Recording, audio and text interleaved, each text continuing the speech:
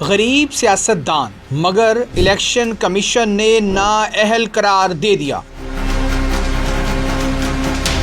جعلی ڈگری کا scandal M N اے کی نشست کھا گیا، عوامی مقبولیت مگر زندگی میں عوامی خدمت سے زیادہ سکینڈل وجہ شہرت بنے۔ چہرے سے معصوم دکھتا تھا، اس کے متعلق تاثر ابھرا کہ وہ غریب سیاستدان ہے اور اس میں کوئی شک بھی نہیں تھا۔ اس نے جب الیکشن کمیشن میں کاغذات نامزدگی کروائی تو لکھا نہ میرا گھر ہے اور نہ ہی کوئی زمین اور نہ کوئی دوسری جائیداد، یہاں تک کہ موٹر سائیکل بھی میری نہیں۔ وہ اپنی غربت ساتھ لیے سیاستدان بن گیا اور غربت کے ذریعے ہی سیاست کرنے لگا، لوگوں کے دلوں میں گھر کر لیا۔ سن 2008 کے عام انتخابات میں اس نے پاکستان پیپلز پارٹی میں شرکت کی اور اپنی غربت کو کیش کرواتے ہوئے ایم این اے منتخب ہو گیا۔ جمشید دستی مظفر گڑھ کے رہائشی ہیں، سیاستدان بننے کا شوق بچپن سے تھا۔ جمشید دستی 15 فروری 1978 کو مظفر گڑھ میں پیدا ہوئے۔ انہوں نے 2021 میں بڑی سادگی سے شادی کی اور 10,000 روپے بیوی کو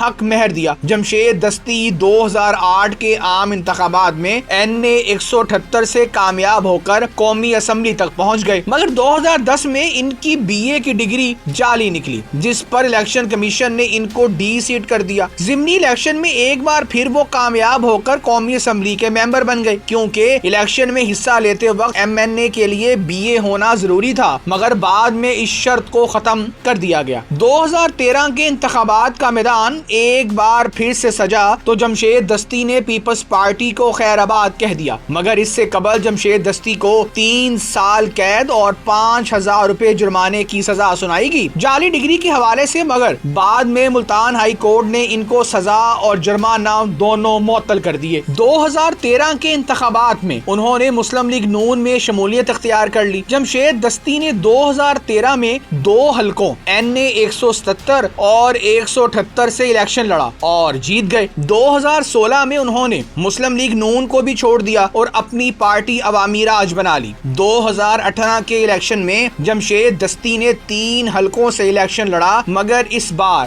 ہار ان کا مقدر ٹھہری۔ 2023 میں عوامی راج پارٹی کو جمشید دستی نے پاکستان تحریک انصاف میں ضم کیا اور آزاد حیثیت سے الیکشن لڑا اور جیت گئے۔ موجودہ حکومت کے اسپیکر ایاز صادق نے جمشید دستی کے خلاف ریفرنس الیکشن کمیشن بھیجا کہ ان کی بی اے کی ڈگری جعلی ہے، سو کاروائی کی جائے۔ تاہم کل الیکشن کمیشن نے جمشید دستی کو دوبارہ نااہل قرار دے دیا۔ فیصلے میں کہا گیا کہ جمشید دستی کی رکنیت معطل کی جاتی ہے۔ جعلی ڈگری پر جمشید دستی کو 3 سال قید اور جرمانہ عائد کیا جاتا ہے۔ فیصلہ آنے پر جمشید دستی اور ان کے چاہنے والے زاروں کے تار رو پڑے۔ یاد رہے کہ جمشید دستی متنازع سیاستدان رہے ہیں۔ ایک بار وہ ایک پروگرام میں خالی بوتلیں اٹھا لائے اور الزام لگایا کہ قومی اسمبلی میں سرعام شراب نوشی کی جاتی ہے۔ ایک بار نہر کا پانی کھولنے پر جمشید دستی کو پولیس نے گرفتار کیا تھا۔ 2015 میں زمین کے تنازع پر جمشید دستی کے بھائی کا قتل بھی ہوا تھا۔ ان پر سب سے زیادہ تنقید اس وقت ہوئی تھی جب حال ہی میں قومی اسمبلی میں جمشید دستی نے پی ٹی آئی کے چیئرمین بیرسٹر